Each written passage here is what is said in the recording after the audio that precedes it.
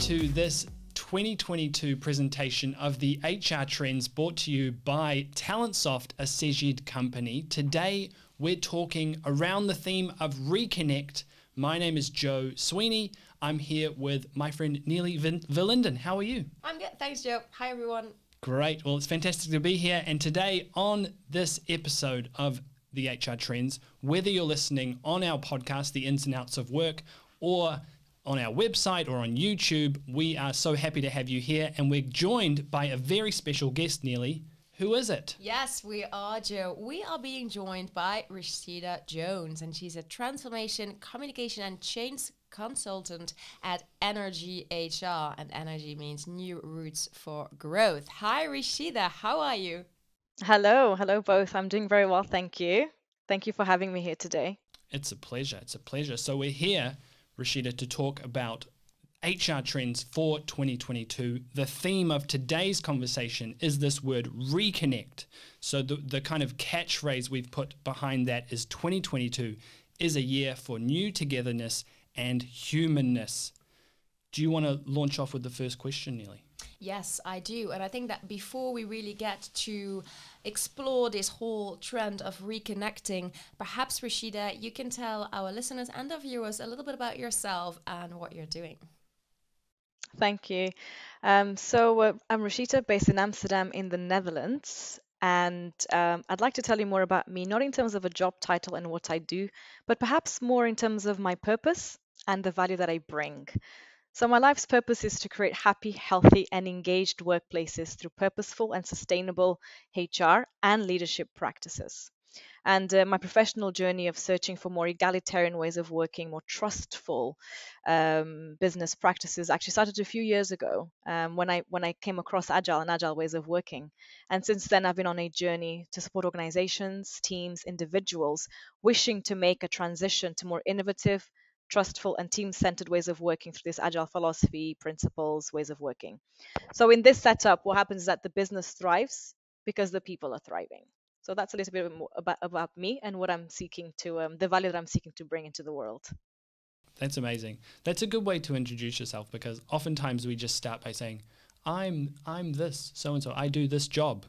But what a great way to introduce yourself. Thanks, Rishita. I love that. I love that also, that you're sharing about what your purpose is. And this is very much also what we're seeing, of course, now all over in the workplace and the world of work. This purpose that keeps coming back and keeps growing in importance. So beautiful introduction. Thank you for that. Yes. Well, we thought to start off, Rishita, that we would just throw this wide. We already talked about Reconnect, but HR trends for the year coming up. Do you have a view on what you think is the biggest one? I do, and I think this comes also from a bit of what I've seen that's happening in my work as I support organizations during this evolution that we're witnessing right now. And what I see continuing, and perhaps what will become a bit bigger next year, is HR busting boxes. I call it HR busting boxes, and breaking free from the paralysis that we've found ourselves in for a very long time. We've always known we wanted to do something bigger, different, we could do better, but we couldn't quite break free from this box that we've built ourselves around what we do and our delivery model. And I see this really being shaken up. It's like we have a puzzle, the HR puzzle, and the pandemic has got this puzzle, thrown it up in the air. The pieces have fallen, they're scattered all over the place, and companies have two choices right now. HR professionals, CHROs have two choices. One is to assemble this puzzle back into the same picture that it had before, or to look at it and say, actually, it's time for something new. It's for a new design, a new picture, a new future. It's like this rejuvenation that I see very much connected with that reconnection that you've mentioned. So this really is what I think and I feel will become really big for next year. And it's a huge opportunity for HR professionals. We have that reason. We have that sense of urgency. Let's not waste it. I love that. And I think, in a lot of these conversations we're having, it's the sense of we have an opportunity. That's what I heard you say just then, is that, maybe like no other time before, we have a greater opportunity to actually do things differently and rebuild and choose how we want things to be different going into 2022. Absolutely.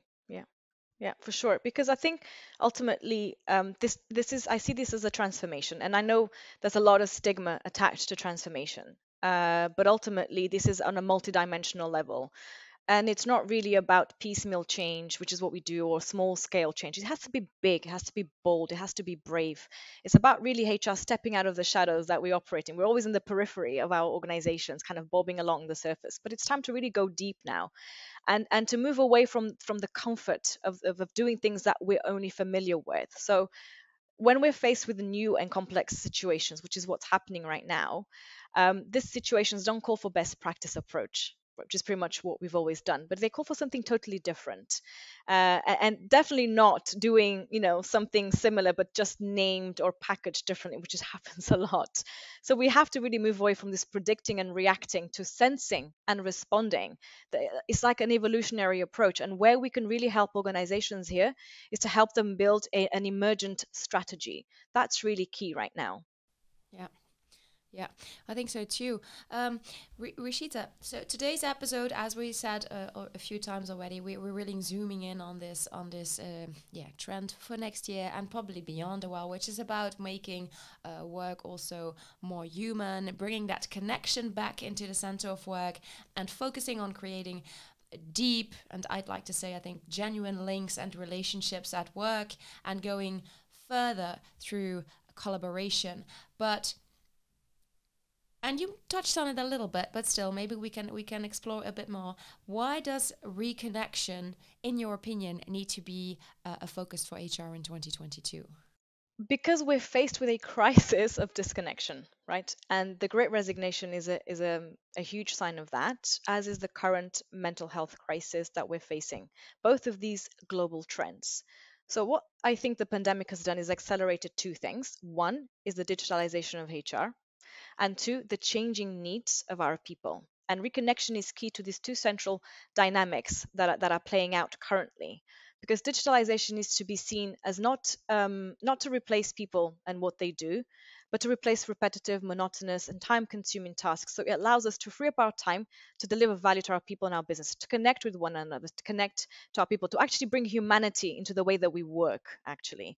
And this brings me to that second dynamic, the changing needs of our people. Because what the pandemic has highlighted, and the Great Resignation again intensified, is that we have a changing needs of our workforce, and actually we see conflicting needs happening right now. Employees' desires for freedom, but they also want belonging. They want to make money, but they want meaning. They want flexibility, and yet they also want stability. So to retain talented employees, companies will need to provide growth opportunities and structures that help them reconcile this series of dualities, because actually people want a place where they can grow and develop personally while also feeling that they belong to a community. And ultimately, this is also where reconnection comes in. They want their managers and organizations to accommodate the facts of life, parenting, caregiving, illness, loss. They all affect a person's daily temperament, schedule, and performance. So 2022 is really about reconnecting with our humanity. I love that. I think it's so important to get a sense of that. We've been talking about wellness and employee well-being for a long time, but my sense anyway is that there hasn't been this kind of common trauma that we've gone through at such a level before that's kind of brought that to the surface. If we kind of drill down into like well-being and employee well-being, is what I'm saying there kind of accurate, or what, is employee well-being becoming more important in 2022, do you think? 100%. I mean, without sounding too cheesy, the future of work is employee well-being, right? It's a key factor in determining an organization's success and the long-term success and effectiveness, actually, if we think about it. And if we look at some statistics, the CIPD, for example, has said that mental health is responsible for I think over 56% of long-term unplanned absences, and only 40% of UK businesses have an employee well-being strategy. So, mental health is our next, if not current, silent epidemic, I think. Um, but if organizations want to move the needle in improving employee well-being, the systems and policies of work themselves have to change. They have to change, right? So it's not about launching a meditation app or creating a yoga room for employees. Yes, they're great, they can be very helpful, but you can't tackle something so big and immense like this with these band-aid solutions, because we're ultimately not addressing the root cause of the problem. So first, companies must measure the mental state of the workforce and understand what's driving this stress. And then we must make these structural changes to policies and the way that we work. Because if you think about it this way, right, if someone's main stress is an overly packed schedule, right, meditation for 2 minutes is not really going to help you change that. You really need to look at the way that you're working. Is it, do you need to reduce meetings? Do we need to reprioritize? Do we need more realistic deadlines? That's where our managers can help us. And structurally, we need to think about how we see these things in our organization. And on the other hand, what we've seen also the pandemic exacerbate a lot is this inequality in socioeconomic barriers. So if somebody's experiencing stress because they have problems with childcare, right, they're not going to benefit speaking with a therapist or doing yoga at work for 1 hour, right? So we need to really go um, beyond solutions to actually what is driving this and really get personal. That goes back to that reconnection. What are the personal challenges that are impacting the well-being of our employees in the workplace? Again, I think very well said, Rishita, to be honest, because, and again, we see that importance of reconnecting, but from a different perspective. And what I was thinking as well when I heard you talk, going back to what you said just before about this duality between what employees want on the one hand and on the other hand, I think as an organization trying to find a way to meet that need for that duality and to find a, let's say, a balance in that, I think that will also have an impact on employee well-being eventually. Absolutely. I agree with that because what we see also is this identity economy, right? People no longer work just to put food on the table. People work because it gives them a sense of purpose, of meaning, of belonging. Um, and and this is also what we've seen exacerbated during this pandemic. People who have lost their jobs um, didn't just lose, a sense of security or income. They lost a sense of identity. They lost a sense of self, actually, because what we do is mixed in with who we are, and this goes back into the workplace. Yes, and I think that's so true. And I think that is also a very nice way to continue to another thing that we would want, that we really wanted to touch on with you, and that is the DEIB space. What Mhm.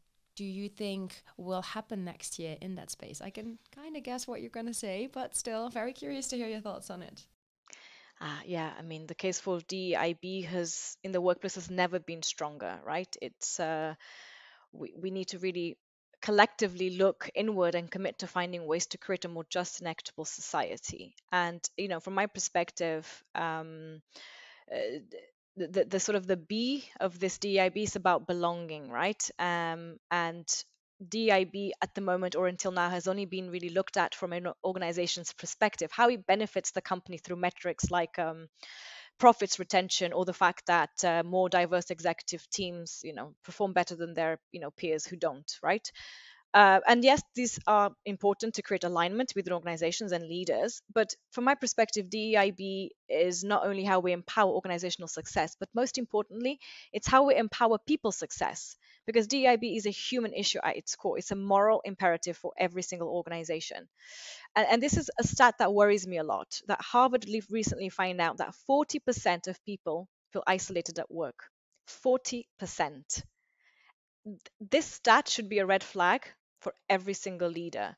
Our organizations cannot continue to function with whole populations feeling like outsiders, feeling like they don't belong.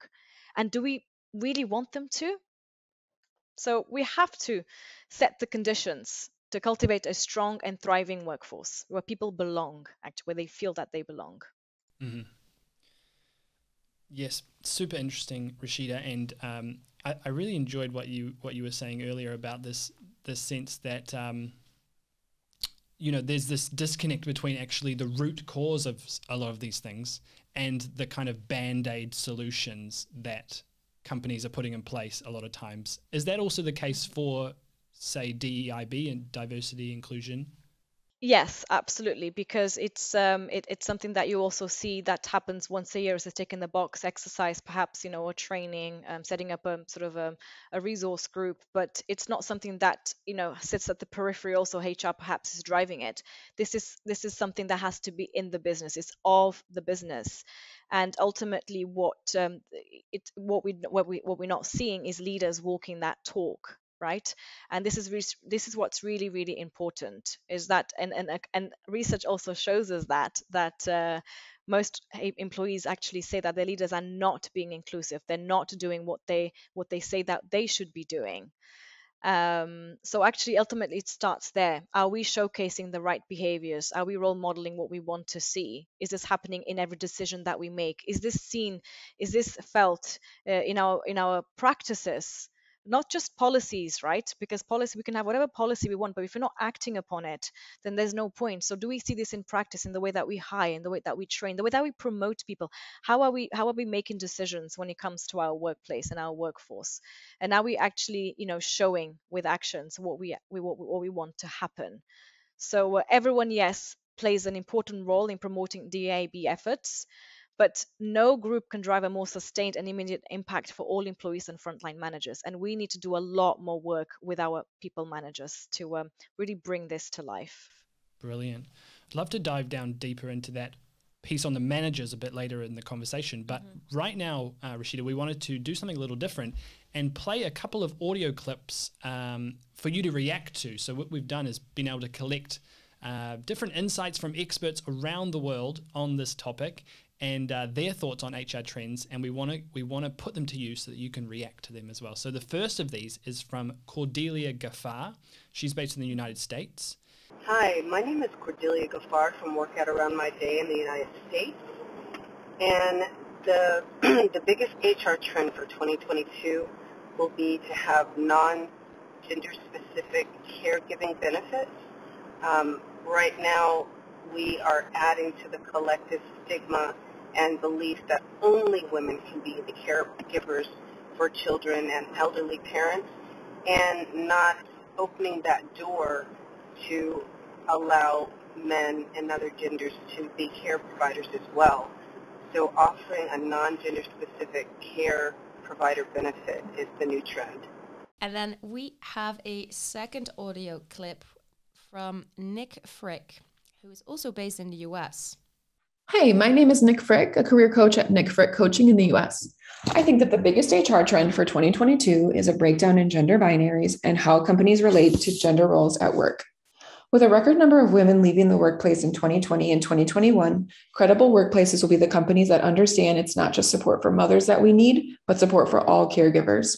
This will include family-first policies like flexible work hours, wage increases, childcare, and increased parental leave.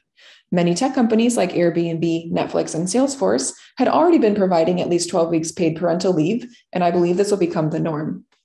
It is in HR's best interest to focus on policies to bring all caregivers back to the workforce to improve our global economy.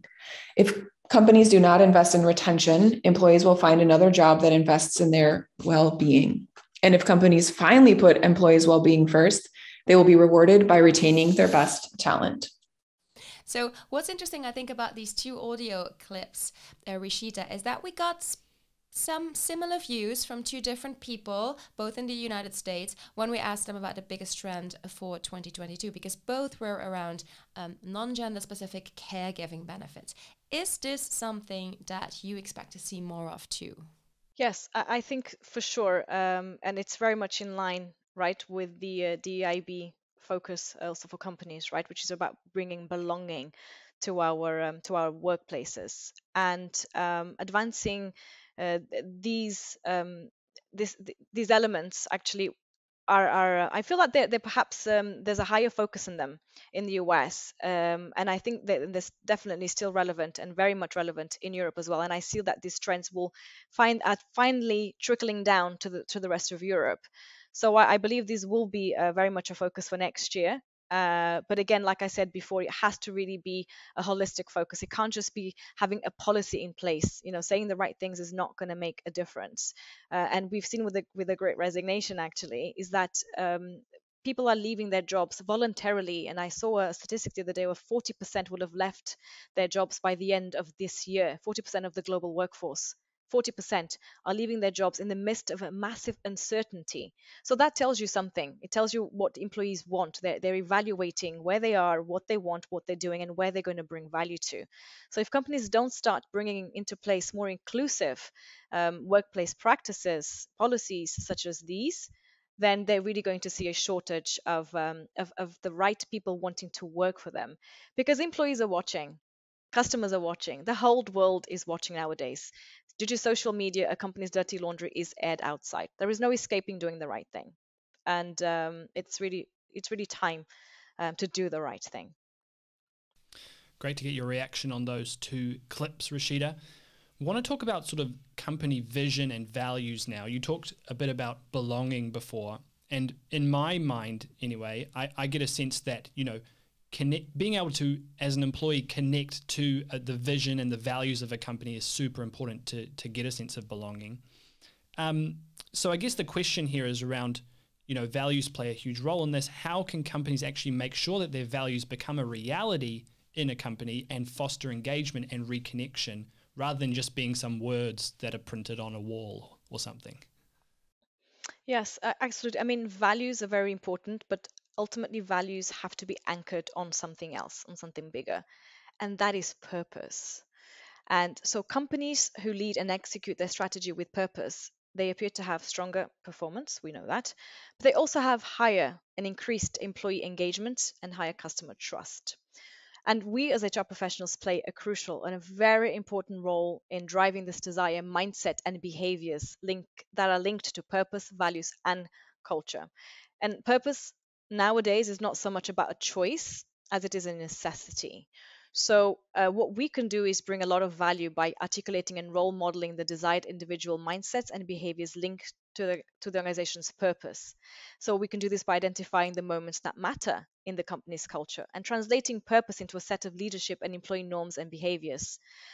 And really, we can also ensure that clear changes are made to recruitment and capability building processes by determining the characteristics of a purpose driven employee and embedding these attributes throughout the entire employee life cycle, from recruitment through to development through to succession planning. Because ultimately, this also goes back right to that identity economy and the crisis that we're seeing with that loss of self and identity. And so how can we help our employees find their purpose, and can we link it, most importantly, to our company's purpose? And how is this translated into everything that we do, through our values, through our behaviors, through our rituals, through our norms? But something else that I also see here, which is also very helpful when it comes to values and purpose, is the way that where we place people. And this is not given so much attention, but ultimately, we often place people, right, based on an org chart or a vacancy. But how often do we actually stop to think and evaluate our individual strengths and where an individual can actually contribute to the most? And this is also a major shift that I'm seeing in organizations right now, which is the dynamic allocation of talent across roles. And I've had really interesting discussions with leaders on this recently, and leaders who want to hold on to specific employees because they're so good at a certain role. But just because someone is perfect for a role, it doesn't mean that we can curtail their growth opportunities. Because if they're suited for something better and they desire something different, then we must move them there and find someone else to map the old role. So we have to stop ring fencing people. So it's time to actually look at people for their skills, for their capabilities, where they want to move to, what do they have passion and purpose for, and making sure that we're putting them into those roles. And this is what leads to more engagement and more fulfillment in employees. Yes, I think that's so true. I was still actually overthinking what you were saying, but yes, I think that is very true, and I also think it makes total sense to look at it from that angle. So Totally. I just had one thing to yeah. add. Is that okay? I just love that sense of what you were saying around, it's about helping people find their purpose and then connecting to the company purpose, instead of what I sense in a lot of times is companies saying, this is our purpose, now connect to it. And I love you're coming back to the whole employee life cycle, from recruitment and everything. It's actually about selecting the right people who will buy into that purpose, right? So it's such a holistic thing. Absolutely. Yes, it is. It is. Yeah, so we have one final audio clip, Rishita, and it's from Dan Eds, and he's the author of a book titled Leveraging the Genetics of Leadership. Hi, my name is Dan Eds. I'm the author of a groundbreaking new book on leadership titled Leveraging the Genetics of Leadership, Cracking the Code of Sustainable Team Performance. I think the biggest HR trend for 2022 is this: for HR leaders to become champions of developing positive, high-impact organizational cultures. I see 3 benefits to this. 1, it places HR leaders clearly in the value chain. 2, places HR leaders in the role of championing human creativity and innovation, and ultimately the employee experience. And 3, it redefines the role of the HR leader into one that builds the ultimate competitive advantage, culture. We just listened to this clip from Dan, Rishita. So what are your thoughts on Dan's vision for 2022? I think I agree actually with a lot that's been said. People have changed, and in fact, they were changing before the pandemic. And what we see now is that people are looking for more than just employment, right? They want an employee experience. So as we move towards imagining a post-pandemic era, a management system based on old rules like hierarchy, uniformity, bureaucracy, control, they will no longer be effective. Instead, we should do nothing less but reimagine the basic tenets of our organizations. And pretty much what we're seeing is an organization's purpose that fuels aspirational business moves. People no longer are assets or talent; they're people, they're human. And hierarchies become networks of teams, and companies become more human, inspiring, collaborative, and intent on creating an enjoyable employee experience, right? That's meaningful as well. So for sure, I think HR is at the center of all this. It's like a switchboard, I think, and it really connects the right energy to the right places. And we really sort of, and in this connecting, this node mode where we bring everything through to us, and we're able to sort of deploy. It's actually what you see at the back of your HR trends: realign, reconnect, and actually redeploy to the right places of the organization. So I agree with what Dan has said. It's really a huge opportunity, and the focus really is on that right employee experience. Brilliant. Well, Rishita, we have one final question, and you may remember from your previous interview on the podcast, we haven't even mentioned that, but we've interviewed you before on the podcast. Yes, and it's good that you're mentioning it now, because when you were talking earlier about transformation, Rishita, it reminded me that we talked a lot about that during the episode on the podcast, the ins and outs of work. Totally. That's way back in season 1, so you're going to have to go listen to that. It was a great episode as well. Yeah. But what we like to finish with is this sense of a challenge. So, Rishita, based on everything we've talked about today around reconnection, is there a challenge you'd like to leave our listeners with? Something maybe they could start to action as they plan for 2022 maybe? Yes, there is. It's to basically go to work every day, whether it's in your screen or physically, and to ask yourself this question: what action can I take today? What action can I take now to make your experience, so whoever you're dealing with, employee, colleague, customer, manager, so what action can I take today to make your experience better than it was yesterday? And this is all in line with our reconnection team. So it's really time to go deep, walk, sort of stay away from this peripheral type of actions and relationships that we have, and to really connect with people and understand where they are, what they're going through, and what we can do to make a difference every day. So that's my challenge. Let's unite. Let's unite and contribute towards a better life for all of us. Let's unite and let's reconnect. Oh, but that was such a strong ending, Rishita. Amazing. Yeah. Inspiring. Inspiring. Cool. Well, thank you so much for joining us, Rishita. This has been a fantastic conversation. Again, appreciate your time. And for all of you watching and listening out there, if you are on the podcast, we would love for you to subscribe. Leave us a rating on Apple Podcasts. That'd be fantastic. Otherwise, we've still got one more of our trends coming. It's this one, Redeploy. So that's coming really soon, so watch out for that. And we would love to have you watch that, but we'll see you then. Yes, we'll see you. Thank you very much for joining us, and see you soon. Bye.